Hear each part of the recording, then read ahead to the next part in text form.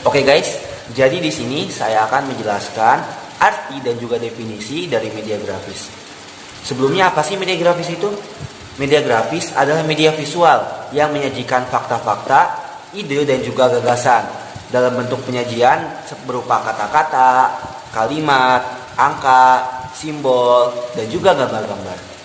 Grafis biasanya digunakan untuk menarik perhatian, lalu dan juga memperjelas sajian ide-ide dan mengilustrasikan fakta-fakta, sehingga dari ketiga itu bisa menarik dan mudah untuk diingat orang.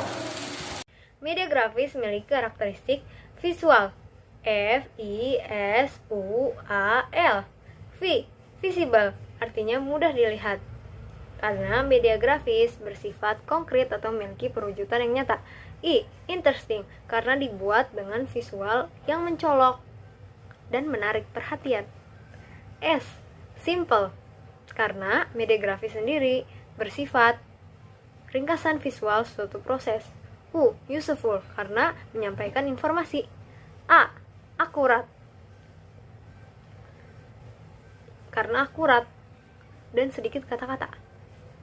L. Legitimate, gambar masuk akal, karena media grafis bersifat komunikasi satu arah, maka media grafis dibuat sejelas mungkin. Juga S.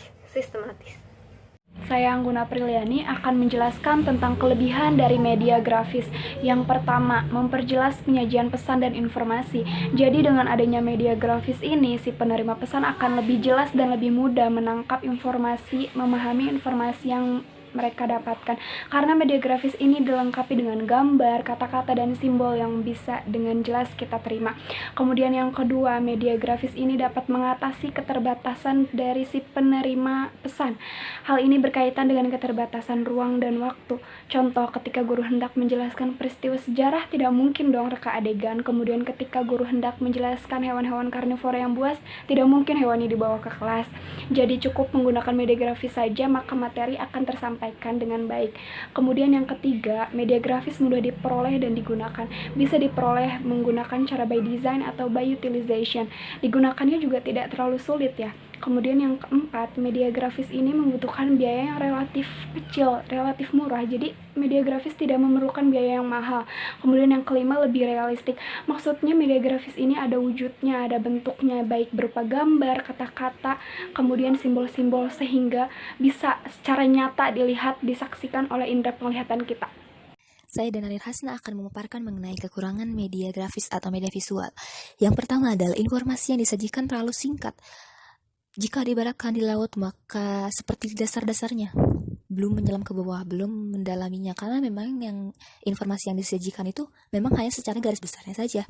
Bahkan ada simbol atau serangkaian gambar-gambar yang digambarkan tidak gamblang, itu pembaca yang melihatnya akan gagal menangkap si maknanya tersebut gitu. Nah, media visual ini harus didesain semenarik mungkin ya. Maka dari itu, dalam pembuatannya diperlukan tenaga yang memiliki keterampilan khusus. Kenapa? Karena dalam pendesainan ini banyak hal yang harus diperhatikan, mulai dari ilustrasinya, gambarnya yang harus sesuai, kemudian warnanya yang harus matching, kemudian juga tulisannya. Dari tulisan tersebut dibagi lagi menjadi 3, dibagi lagi menjadi gayanya bagaimana, kemudian juga ukurannya seperti apa, terus warnanya, dan bahkan spasi-spasinya pun, itu yang kecil atau yang lebar, itu juga diperhatikan dalam pembuatannya. Ini juga memang demi keterbacaan maksimum oleh para pembaca. Yang ketiga adalah lebih menguras waktu jika by design. Jika mendesain sendiri gitu maksudnya ya. Memang by utilization juga atau memanfaatkan apa yang ada juga menguras waktu. Tapi by design itu lebih menguras daripada by utilization karena butuh waktu yang agak lama untuk membuatnya. Begitu.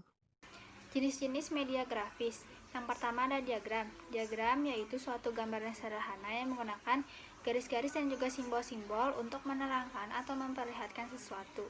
Diagram yang sering digunakan dalam pembelajaran ada diagram garis, diagram lingkaran, dan juga diagram batang. Yang kedua itu ada grafik. Grafik adalah lukisan dengan gambar yang menampilkan pesan-pesan menggunakan bantuan objek berbentuk garis, gambar, dan juga batang untuk mempermudah penyerapan informasi oleh siswa. Pada umumnya, grafik digunakan untuk memperlihatkan perbandingan dan menerangkan suatu perkembangan. Bentuk grafik ada beberapa macam, ada grafik garis, grafik batang, dan juga grafik lingkaran. Yang ketiga adalah sketsa. Sketsa merupakan gambar yang sederhana atau dalam kasar yang melukiskan bagian-bagian pokok dari suatu bentuk gambar. Yang keempat adalah poster. Poster merupakan sajian kombinasi visual yang jelas, mencolok, dan menarik dengan maksud untuk menarik perhatian orang yang sedang lewat. Yang terakhir adalah bagan. Bagan merupakan perpaduan sajian, kata-kata, garis, dan simbol yang merupakan ringkasan suatu proses, perkembangan, atau hubungan-hubungan yang penting. Saya Andendia Pajria akan menjelaskan tentang pola penggunaan media grafis. Yang pertama, grafik menyampaikan pesan melalui bentuk garis atau bentuk batang untuk memudahkan penyerapan informasi. Nah, grafik yang paling baik digunakan pada saat pembelajaran penyampaian materi ringkasan di mana siswa mencari informasi dari guru atau dari buku. Yang kedua adalah grafik. Terdapat informasi dalam bentuk teks dan memiliki keterbacaan tinggi di mana kalau misalnya kita lihat dari jauh tuh masih terbaca. Dan bagan yang paling baik memiliki kesesuaian materi dan tidak terdapat kesalahan, baik kesalahan konsep, informasi, atau data. Nah, untuk lebih menarik lagi, kita harus bisa menyeimbangkan pemilihan warna yang tepat dan harmonis, dan kesannya tuh tidak terlalu ramai, agar masih bisa terbaca dan mudah dipahami. Terima kasih. Seperti yang terdapat dalam infografis, komik diharapkan dapat memberikan sifat persuasif yang lebih kepada pembaca karena di dalamnya itu terdapat sekali gambar-gambar yang dijadikan ciri utama sebuah komik karena dapat tersampaikannya dengan baik melalui cerita-cerita yang disampaikan oleh komik kita sendiri.